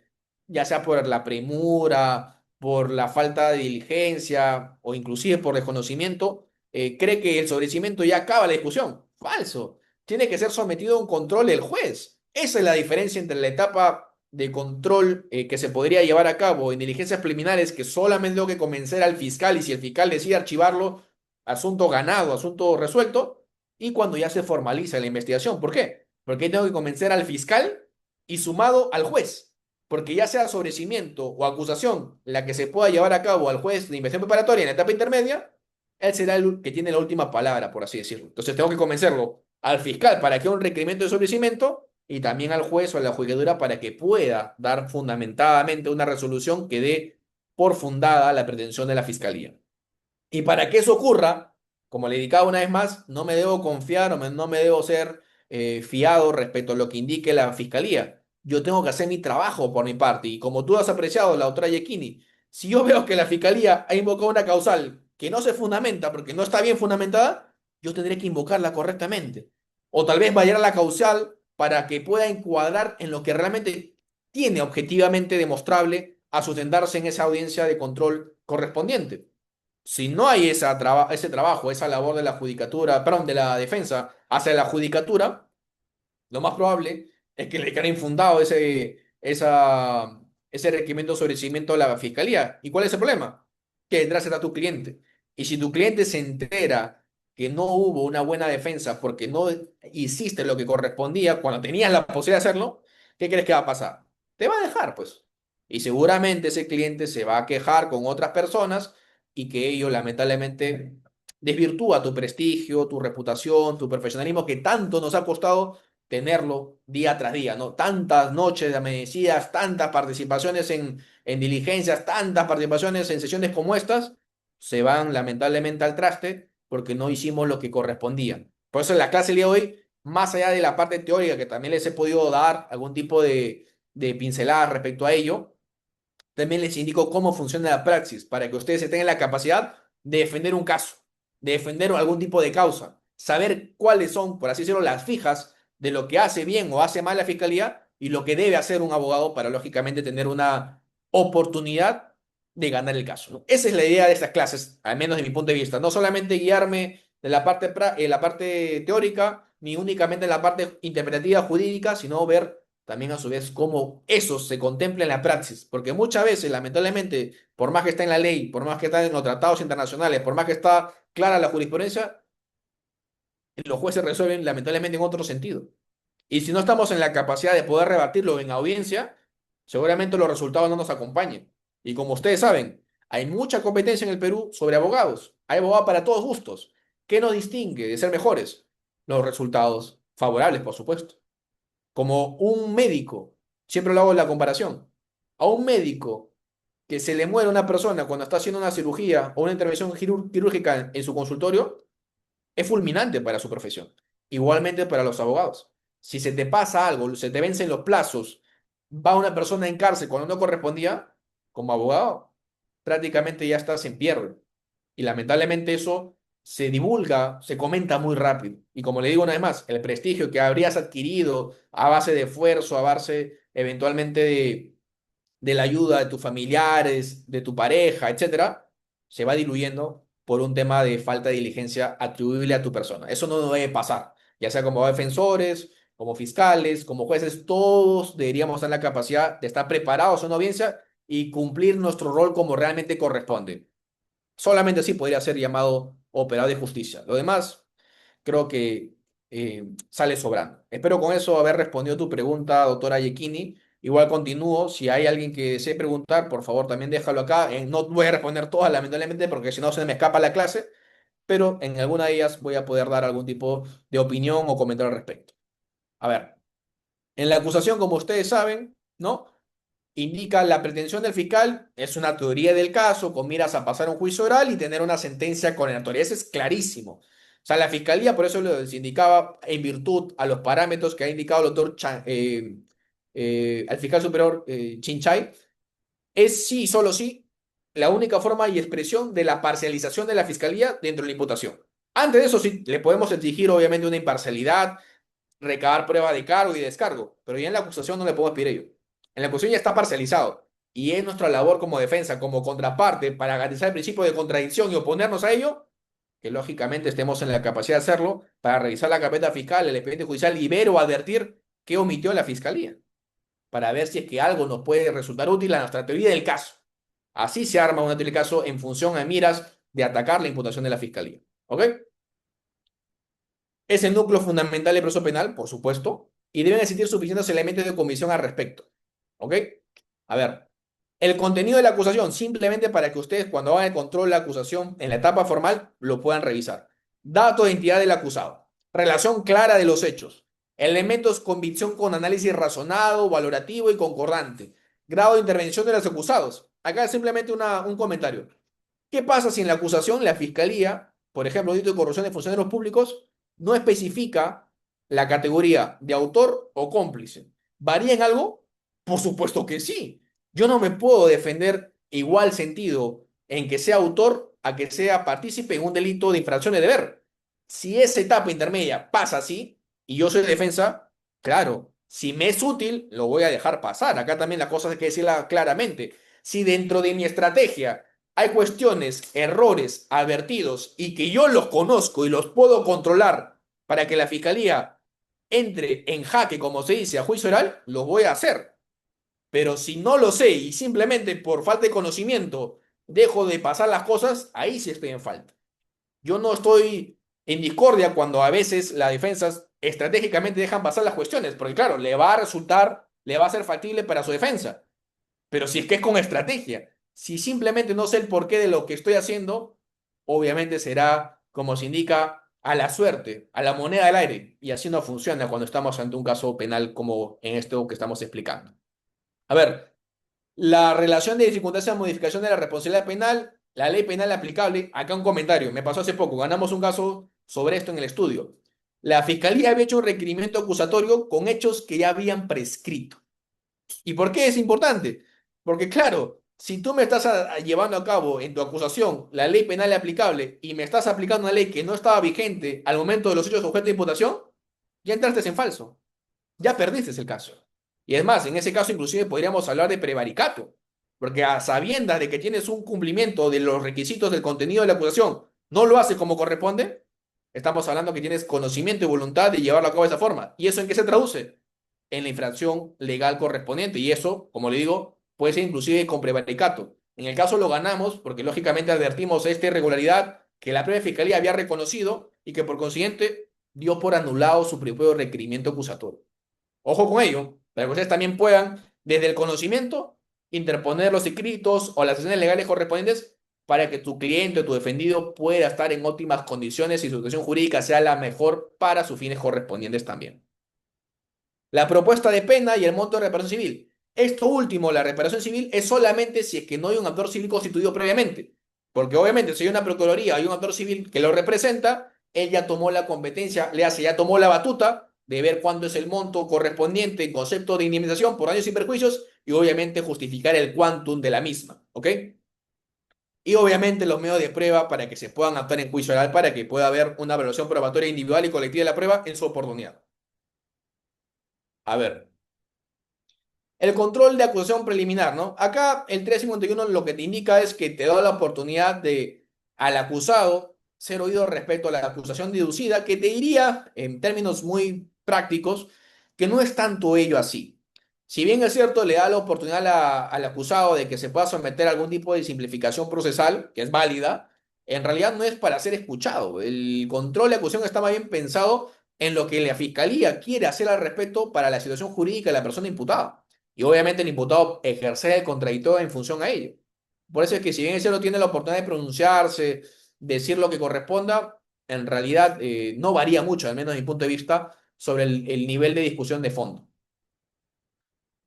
Bueno, acá también se puede aplicar un criterio de oportunidad, como lo digo, solo si obviamente la parte contraria está de acuerdo con la misma, ¿no? Eh, Esto simplemente le dejo a 351 en pantalla para que ustedes sepan, evidentemente, todo el íter procesal que estamos ahorita comentando para que esté más ordenado. Igualmente, el PPT, como corresponde, a través del Círculo de Abogados, se lo vamos a compartir para que ustedes puedan tener esto y estudiarlo, revisarlo, cotejarlo, porque claro, todo lo que les indico o les he señalado está o recogido en la ley o está recogido en las casaciones o recursos de nulidades o inclusive en algunos pronunciamientos del Tribunal Supremo Español, por ejemplo, la Corte Mexicana de Derechos Humanos, el Tribunal Europeo de Derechos Humanos. Todo lo que les he indicado están contenidos ahí. Evidentemente no les voy a citar uno por uno porque me gastaría demasiado para la clase y lo que me importa es avanzar. ¿Ok? A ver, contenido del auto de enjuiciamiento, que es cuando ya obviamente finaliza la etapa intermedia, ¿no? Nombre del imputado y del agraviado para estar debidamente especificados y puedan recurrirse lo que corresponde en las acciones legales respectivas en juicio oral. Delitos o delitos acusados, que es lo básico también. Calificación jurídica y tipificación alternativa suicidaria. Esto en realidad sí es importante, ¿no? Porque, claro, la fiscalía puede equivocarse, ojo, en la calificación jurídica. Por eso es que en la etapa de juicio oral hay un corset. Lo que le pasó, por ejemplo, al señor Castillo, ¿no? Puede la judicatura desvincularse sobre esa imputación que haya formulado la fiscalía en la calificación jurídica aplicable o idónea o adecuada. Claro, tendrá que darle la oportunidad a las defensas de poder ejercer el contradictorio. Si es que hay algún tipo de vicio sobre la calificación, hay ese corset para la desvinculación, pero no puede ver sobre los hechos. Si es que la judicatura modifica o advierte una alteración de los hechos, ahí sí estaríamos ante una mala praxis judicial sobre la aplicación de la vinculación procesal sobre esa materia. Ojo con ello. Luego también tienen que estar los medios de prueba admitidos y convenciones probatorias. ¿Qué son las convenciones probatorias? Les explicaba también en la mañana a unos colegas. Las convenciones probatoria no son otra cosa que indicarle al juez, oye, yo no quiero controvertir ello. Para mí esto es un hecho no controvertido. Ahora, ¿cuál es la etapa correspondiente para que se pueda llevar a cabo la misma? Evidentemente, la etapa intermedia. ¿Se podrá hacer en juicio oral? ¿Se podrá hacer en juicio oral? De mi punto de vista, no. ¿Por qué? Porque como defensa y como fiscalía tuvieron toda la oportunidad de derribar ese tipo de acuerdos, lógicamente para no desgastarse en juicio oral. Pero si ya pasó el juicio oral y la fiscalía tiene pruebas que son sobreabundantes en algo que no le corresponde o algo que le pueda perjudicar a su caso, yo como defensa técnica no me va a convenir, evidentemente, tener una convención probatoria. Es más, creo que ya se perdió esa oportunidad. Y no solamente por una cuestión de estrategia, sino porque también la ley es clara y expresa al momento de señalar que estas convenciones probatorias se pueden llevar únicamente en la etapa intermedia. Pero si la judicatura lo propone, porque en ese caso lo ha propuesto, porque se dio cuenta que la fiscalía ya estaba cada sesión de audiencia repitiendo documentos que simplemente la dejaban mal parada, bueno, ahí yo sí me tengo que oponer, ¿no? Porque si la fiscalía le está afectando todo su caso, a mí me conviene como estrategia, evidentemente, que persiga o persista en esos errores para hacer, evidentemente, mi trabajo. Eso, ojo, para que ustedes también lo tengan claro. También las partes constituidas que se hayan podido obviamente constituir dentro del proceso penal correspondiente, la procedencia, sustitución o sustitución de medida de coerción, por ejemplo, si se ha aplicado una prisión preventiva, una medida cautelar, por ejemplo, también de índole personal, como la coerción, el impedimento de salida, etcétera, ¿no? Conversación con restricciones, lo que fuese. Orden de remisión al juzgado penal unipersonal o juzgado penal colegiado, claro, tiene que haber ya la remisión ordenada para que se pueda instalar a través de la situación de juicio oral correspondiente el proceso en la etapa de juicio oral lo antes posible, ¿no? Y lo más importante, tiene que ser notificado a las partes y el envío al órgano jurisdiccional competente. ¿Ok? Hasta ahí hemos culminado la clase el día de hoy. Les voy a dar ahora pase para que ustedes me puedan hacer las preguntas respectivas, si hubiera lugar, y obviamente que podamos estar dentro del horario que nos han podido evocar el día de hoy. No sin antes, una vez más, agradecer a todos ustedes. Somos casi 200 personas conectadas el día de hoy. Como siempre, gracias también al Círculo de Abogados. Que me da la oportunidad de compartir estos conocimientos y aprender también con sus comentarios, con sus participaciones, con sus preguntas, para hacer más interesante la clase. Y una vez más, también si es que queda breve la sesión del día de hoy, siempre van a tener la oportunidad de contactarme. Mi número de contactos, mis datos de contacto son todas las redes sociales de Instagram, Facebook, TikTok. Me encuentran como Aarón Aleman o como mi estudio jurídico Aleman y López. Será un gusto poder absolver sus dudas, sus interrogantes, si es que no cabe el tiempo que les voy a dar sobre esta ponencia. Si alguien tuviese una pregunta, por favor, acá veo tres manos levantadas, del doctor Carlos, del doctor Zapata Gamboa y el doctor Fernando. Con ellos tres, si es que son los únicos, culmino la clase de hoy, por favor, si le pueden habilitar el micro.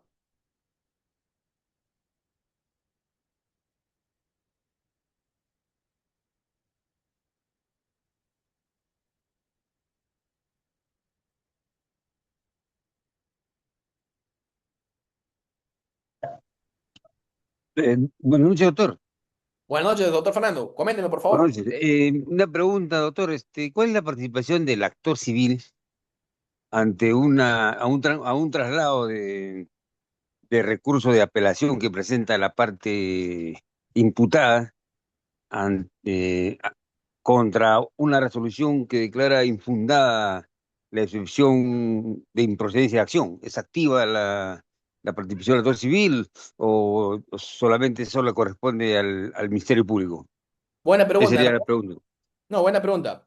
Es un debate actual. Hay jurisprudencia en ambos sentidos. La judicatura se ha decantado en decir de que la Procuraduría solamente se tiene que ocupar en la parte concerniente a la indemnización por daños y perjuicios, le hace la construcción civil, se le quiere ver dentro de la parte procesal, y hay otra jurisprudencia en sentido contrario, y acá una vez más hago la crítica a la Corte Suprema, porque claro, si estamos hablando de casaciones, de recursos nulidades, sobre los fines nomofilácticos o enfermedades de la jurisprudencia, no debería ocurrir estos debates porque lógicamente tendría que zanjarse con ellos. Pero acá ellos mismos lo proponen y ellos mismos generan el debate, porque hay en salas distintas, distintos pronunciamientos. Una sala nos dice que sí debería haber algún tipo de pronunciamiento por la Procuraduría como actor civil para que tenga una participación activa en el objeto de debate sobre la fase o vertiente penal, y otra en sentido totalmente opuesto nos indican que no. ¿Qué pienso yo?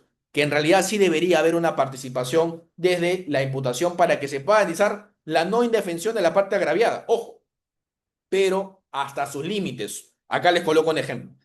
Si, como tú me indicas, estamos ya en una apelación porque se declaró fundada la excepción de imprudencia de acción, como tú me indicas, desde mi punto de vista, acá seguramente la sala superior jurídica, perdón, las salas superiores de Callao, de Lima Norte, eventualmente también de Trujillo, los he visto, los he escuchado, tienen clara una posición. ¿Cuál es? La Procuraduría ahí no tiene nada que entrar a tallar. Ya si la Fiscalía se ha pronunciado sobre un sobrecimiento o eventualmente sobre una excepción de apreciación y se ha declarado fundada, ya en la segunda instancia solamente la Fiscalía o eventualmente la defensa técnica tendrán que generar el debate. Ahí la Procuraduría no tiene nada que entrar a tallar. Pero ese es un criterio jurisprudencial o jurisdiccional de esas cortes que he podido tomar conocimiento. En otras cortes, lamentablemente, sí es más activa la participación de la Procuraduría y ahí sí estoy en discordia. Una cuestión es que estemos en primera instancia, en la que creo hasta ahí podríamos generar evidentemente una suerte de posibilidad que la Procuraduría pueda generar su pretensión, ya sea oponiéndose, observando lo que haya podido generar dentro del líder procesal. Pero si ya estamos en apelación, ya había un pronunciamiento de la judicatura, creo yo ahí que no se le debería dar la oportunidad a la Procuraduría de poder ejercer algún tipo de pronunciamiento al respecto. Ahí simplemente tendría que ser los jueces de segunda instancia, la Fiscalía y la Defensa Técnica para ver qué es lo que corresponda. ¿Por qué? Porque una vez más, y acá comparto, como le digo, en parte lo que indica la Suprema, que solamente tendría que estar involucrada la Procuraduría sobre las cuestiones de índole, en este caso, de daños y perjuicios. Lo otro es a vocación exclusiva de la defensa y de la fiscalía. Espero con eso haber respondido, Fernando, tu pregunta y si no, más bien poder absolver si hay mayores dudas al respecto.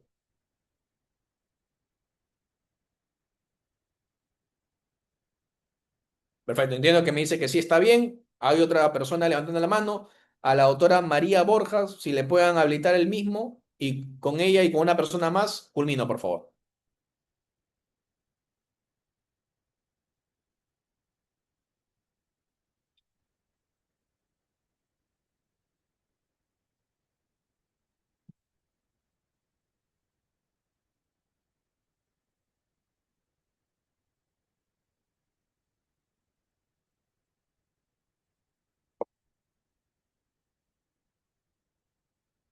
Por favor, si le pueden habilitar a la doctora María Borja.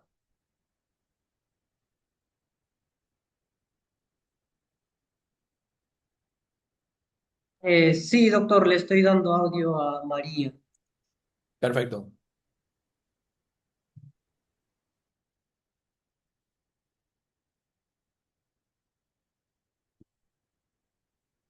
Eh, no puede activar su micrófono, creo, doctor. Ah, bueno, ok, no hay problema. Otra persona que esté levantando la mano y no logra apreciar a nadie más. Si no hay Ah, nadie más, sí, a doctor, ver, justamente, aló, ¿me escuchás? sí, sí lo escucho. Ah, doctor, qué gusto saludar, doctor Aaron. Mi consulta es, doctor, se ha presentado una solicitud, digamos, de medida cautelar de inmovilización de Innovar al juzgado de investigación preparatoria, lo cual inadmisible y se ha apelado y en la apelación también inadmisible. Ahora, mi pregunta, doctor, nuevamente se podrá presentar esta solicitud, digamos, de medida cautelar al juzgado de investigación preparatoria con otros nuevos medios probatorios. Buena pregunta. En realidad sí, ya nos indicó esto, e inclusive en un caso similar, no de una medida real, sino bien de una medida inclusive más gravosa, como lógicamente es una de índole personal. Ya la judicatura en la sala superior jerárquica, en un caso emblemático en nuestro país, no voy a decir el nombre por respeto, ya nos indicó que sí, como cualquier medida cautelar que tiene por fines asegurar un pronunciamiento de fondo, si es que hay nuevas razones, nuevos fundamentos, nuevos medios que puedan demostrar obviamente nuestra fundamentación, es válido. Ya inclusive nos ha indicado que inclusive en juicio oral se pueden también llevar a cabo esas medidas cautelares y declararse válidas, eventualmente fundados los requerimientos respectivos. Así que tu respuesta sí, es un rotundo sí, sí y solo sí, obviamente, si tiene los documentos, las causales, los fundamentos correspondientes para que se declare fundada. Si no, y simplemente es un cambio de palabras, una paráfrasis, bueno, el resultado ya sabrás cuál será, ¿no? Pero con eso haber respondido tu pregunta. Muchas gracias, doctor. Muchas gracias. No te preocupes. Muchísimas gracias a ti por la participación. Si hubiese alguien ya para terminar, por favor, para ya terminar con una última pregunta.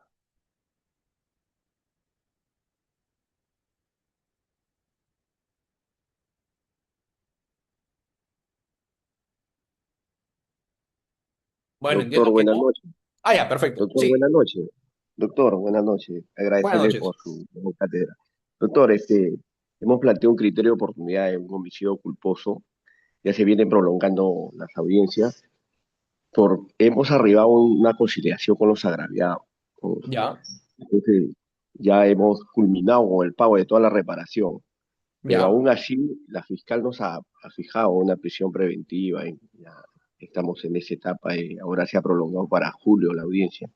Un ya. mecanismo de fondo para poder actuar ahí, esa salida de repente alternativa que usted pueda aportar con este casito de homicidio culposo, un accidente de tránsito.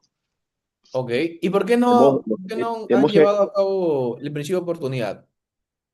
lo presentamos porque después ya recaudamos la reparación y sometimos en un acto conciliatorio y eso lo hemos presentado como criterio de oportunidad. para que se corte ahí, pero aún así la ¿En qué etapa fiscal, se pues no. encuentran? Entiendo que todavía en etapa de formalización. Sí, sí, sí,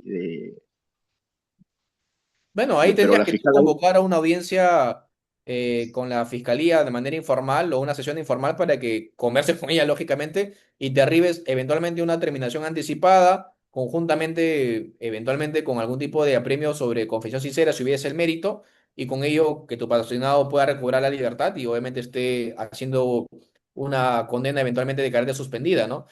Si es que no te están aplicando el criterio de oportunidad o prisión de oportunidad o cualquiera se fuese esta la opción, seguramente es porque el caso en particular tendrá algunos añadiduras que no se están mencionando y que obviamente no deseo que tampoco lo comentes porque seguramente es con la reserva de ley respectiva.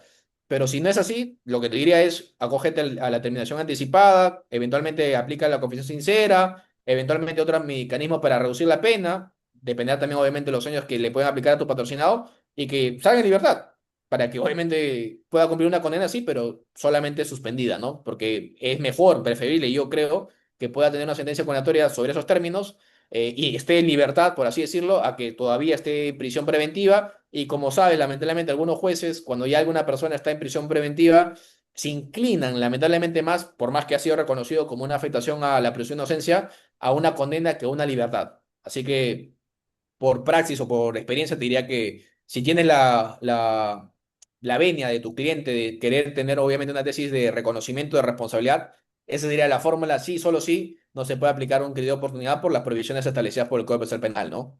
Pero con eso haber respondido tu pregunta, doctor Roger. gracias, muy amable, doctor, gracias. No te preocupes. Entonces, con ello, doy por finalizado. Igual, como le digo, le dejo mis datos, mi nombre, lo pueden encontrar en Google, en Facebook, en Twitter, en Instagram, en TikTok, en WhatsApp. Me escriben con confianza. E igualmente lo voy a poder atender lo más rápido posible que pueda. Y evidentemente también agradecerles una vez más por estar presentes un día viernes, que siempre es complicado, como ellos sabrán estar en clases. Obviamente eso habla muy bien de ustedes por la pasión que puedan tener con esta profesión que es tan interesante, tan rica, que muchas veces nos queda muy corta el tiempo. Les agradezco una vez más por su tiempo, al espacio, a la institución que me ha podido permitir ello, y conmigo será hasta otra oportunidad. Cuídense, bendiciones, hasta luego. Bye bye. Muchas gracias, doctor Aaron. Nos vemos en el diplomado de Derecho de Tránsito.